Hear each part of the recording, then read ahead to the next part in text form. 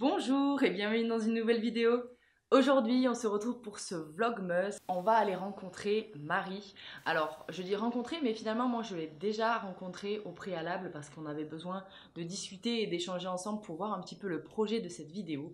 Vous allez pouvoir découvrir et voir son univers. C'est une créatrice, elle fait de la miniature et des bijoux.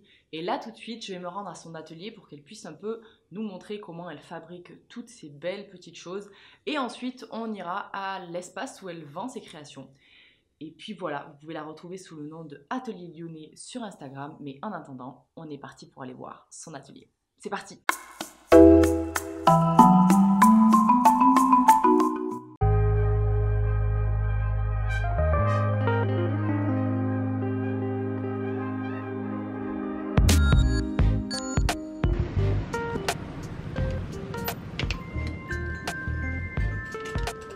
Bonjour!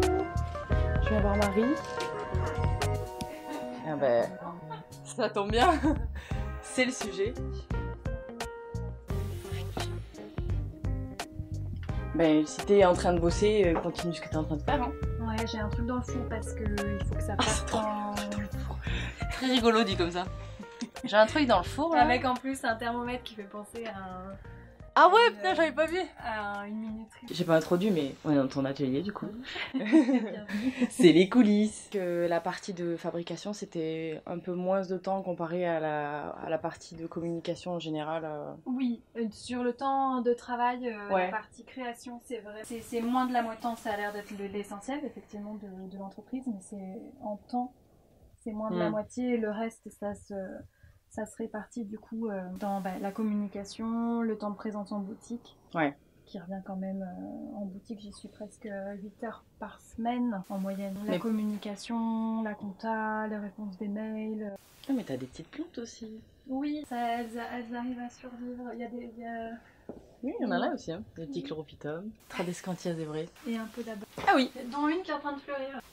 Ah yes, Nanturium, première fleur. Bien joué. Donc, la matière que je travaille, ça s'appelle la polymère. Il y a différentes marques, mais la plus connue c'est Fimo. Ok. Mais en fait, il existe. On dirait de la pâte à modeler, c'est rigolo. Ah oui, c'est le cas. C'est vraiment Ok. de la pâte à modeler. Il y a Fimo, il existe la Cernite.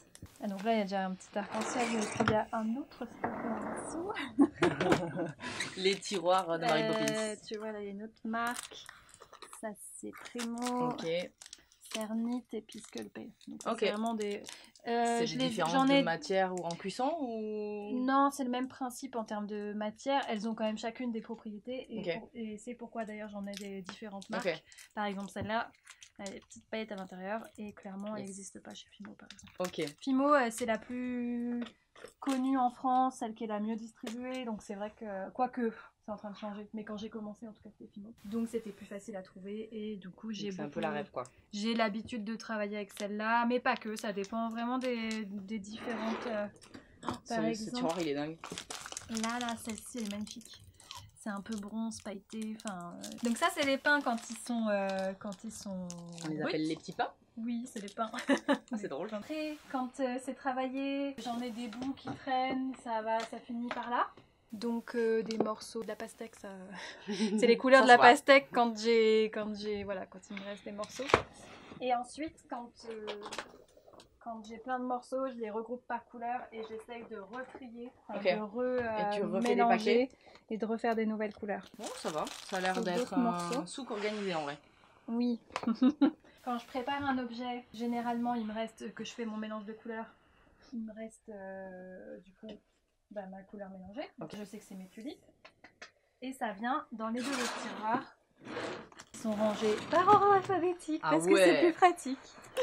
L'avocat, l'ananas. Et donc en fait, je garde dans des sachets comme ça, à la fois soit la canne, qui m'a servi à fabriquer, soit au moins le mélange de couleurs. On dirait d'Aridis. Par exemple, la banane, c'est que c'est jaune, ouais. Avec ma petite recette de couleurs. Ah ouais, carrément. Et je garde ma couleur. Trop bien. Ah ouais, t'es vachement organisée. Ok, d'accord. Voilà. Tu ranges par objet que tu fais en fait. Par exemple, tulipe, c'est thé quoi. Ouais. Alors ça, c'est assez magique parce que le travail de canne, donc qui est ici, mais c'est pareil pour le. Je te montrais tout à l'heure l'ananas, c'est pareil. Hein. Ouais. C'est-à-dire que c'est dans un. C'est un tube en fait. C'est un tube, voilà. Le motif, il est partout. Après ça, j'appuie dessus. Je le réduis.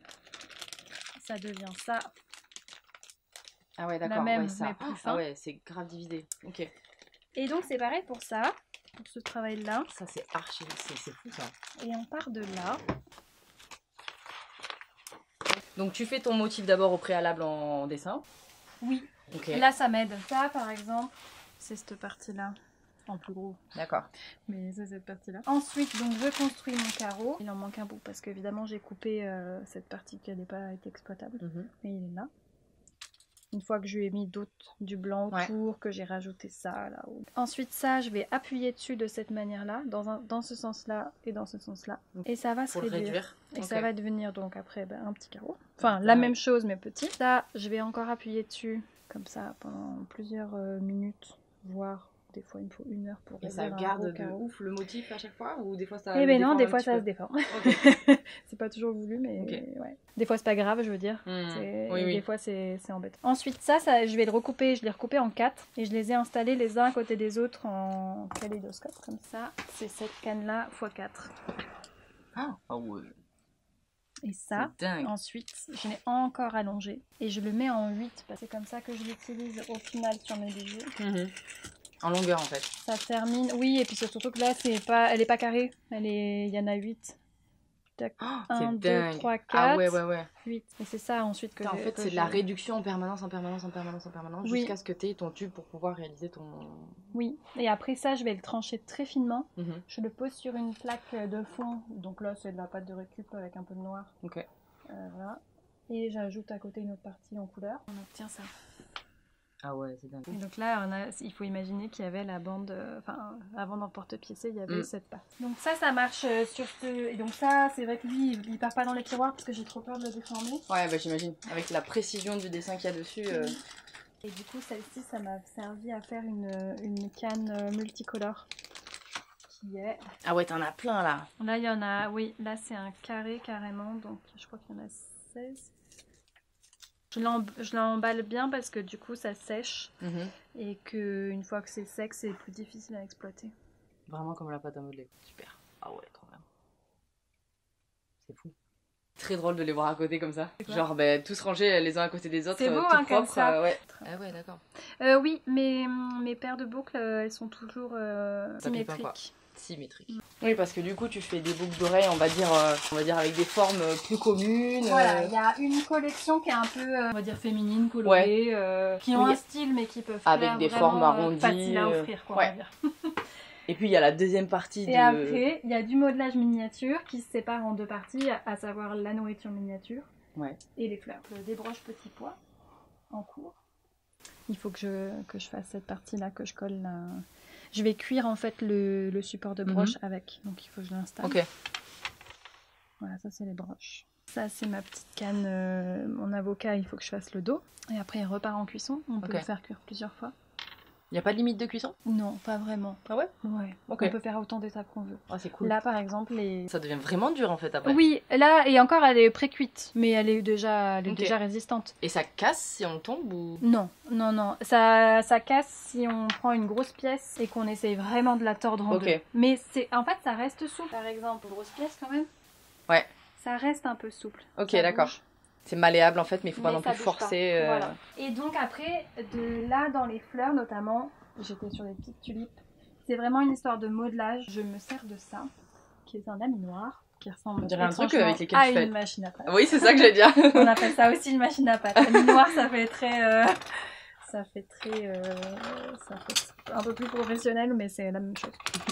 Avec différents crans. Moi, je sais que du coup, pour mes petits pétales de tulipe, il faut que je fasse 5 crans plus fin. En fait, l'emporte-pièce, il me permet de calibrer la pâte dont j'ai besoin. C'est pas tellement que je vais le retravailler.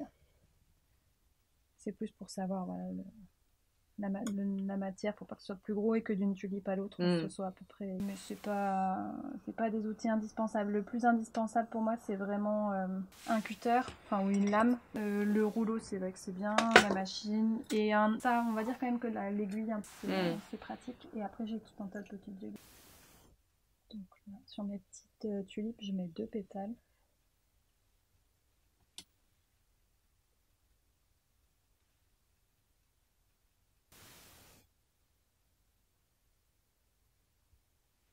Et en fait, cette partie-là, elle va repartir en cuisson. Okay. Et après, je m'occupe de derrière, de coller, de recuire avec le support. Et tu vends sur quoi? Tu vends sur Etsy?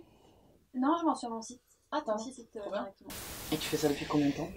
12 ans. Ah ouais? Putain, c'est dingue! Ça fait ouais, l'entreprise, 12 ans. elle a 12 ans depuis. On évolue en fait au fur et à mesure. On trouve la meilleure façon de travailler, de comme on veut travailler.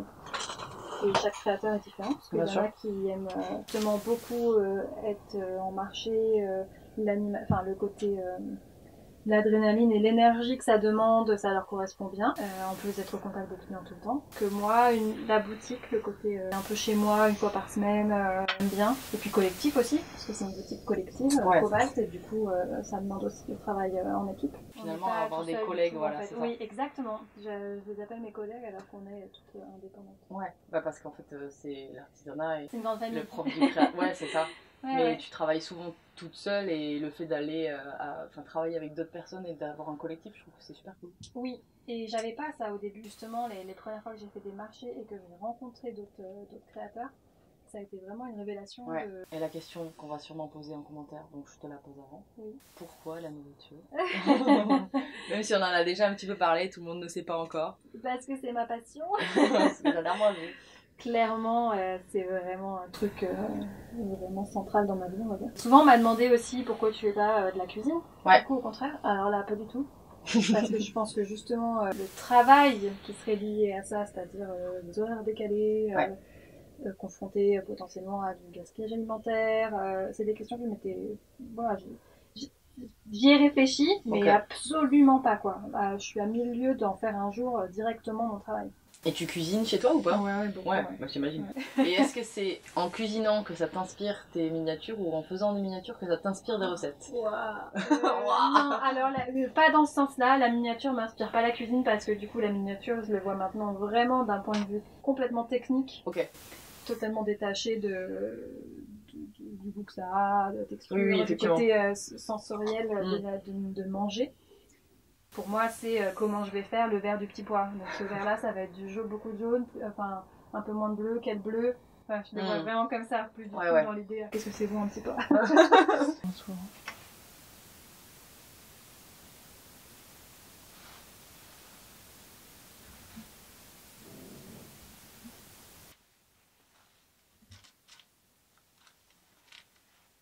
Oui, c'est ça.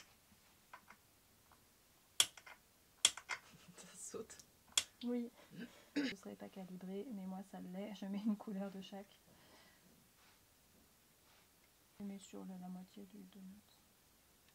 C'est comme ça que j'ai fait mon modèle. C'est-à-dire qu'elles sont forcément toutes uniques. Et donc là, la partie périlleuse, c'est d'aller jusqu'au four.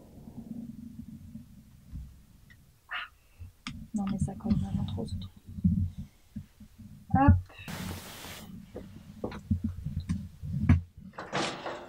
Hop. Et on les fait glisser. À la cuisson.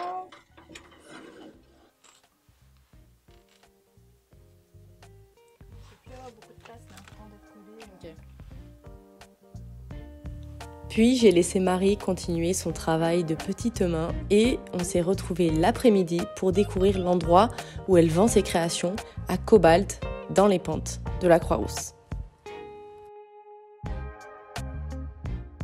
Elle était en pleine réorganisation de son espace, alors je l'ai laissée travailler et je me suis permise de faire des petits focus sur ses créations. Ça va vous donner la dalle, vous allez voir. Petit clin d'œil pour les fans de plantes avec une paire de boucles d'oreilles Monstera variegata pépites, des pins plantes et tout ce qu'il y a en matière de nourriture, de confiserie, de gâteaux sucrés, de légumes, de fruits, vraiment une gamme pour les fans de couleurs et surtout de nourriture. Et de fleurs aussi bien sûr parce que j'adore sa collection qui tourne autour des fleurs, notamment les boucles d'oreilles tulipes qui sont vraiment super canons.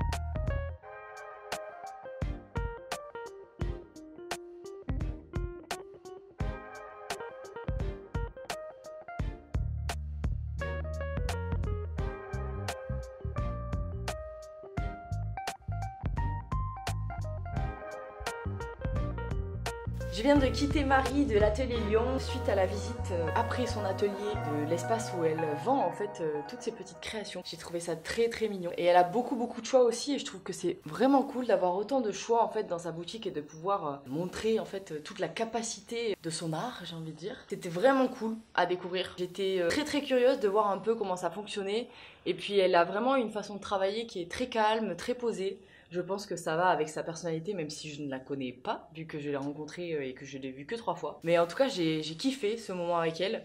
C'était c'était très intimiste parce que l'espace où elle travaillait, son atelier, il est petit, il n'y a pas trop de lumière, mais au niveau des images, j'ai trouvé que ça rendait super bien. Et voilà, ça traduit vraiment de son travail parce que c'est vraiment quelque chose qui est très minutieux, il faut beaucoup de patience. Et vraiment, j'étais abasourdie, étonnée, surprise, agréablement surprise en tout cas, de toute la délicatesse qu'il faut pour réaliser ces tout petits objets.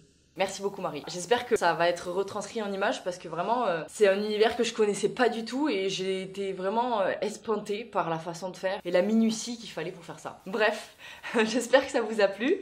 N'hésitez pas à faire vos retours en commentaire et puis on se retrouve demain pour une nouvelle vidéo. Salut!